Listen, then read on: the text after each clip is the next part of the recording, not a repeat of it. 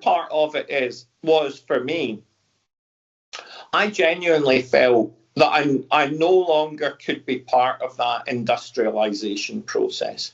And it has been a very uncomfortable journey from, being one of Sir John Strang's protégés and on that particular pathway. At the time when I made a senior lecturer, I was the youngest senior lecturer at the Institute of Psychiatry. So that door was very much open, but it just didn't sit right for me. I didn't want anything more to do with it. And so and since that time, I have very much felt like an outsider.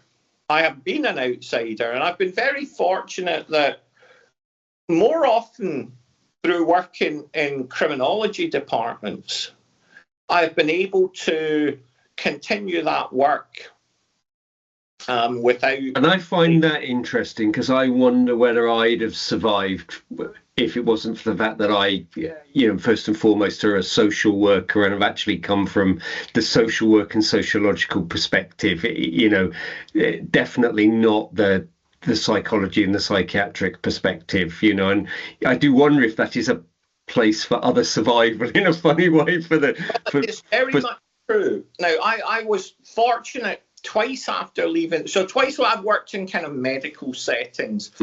I worked with Ed Day in Birmingham as part of the medical school. But, within a medical school, we were so on the outside that nobody, I'm sure the head of in fact, I couldn't even tell you who the head of the medical school was at Birmingham. I don't think I ever met them.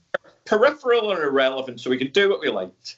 It's funny listening to you. It's very similar to reminding myself of listening to David Clarke, of course, my co-producer in these films, who talks about his total rejection of neuroscience. All of a sudden, he realised he was doing this thing that was of no real value.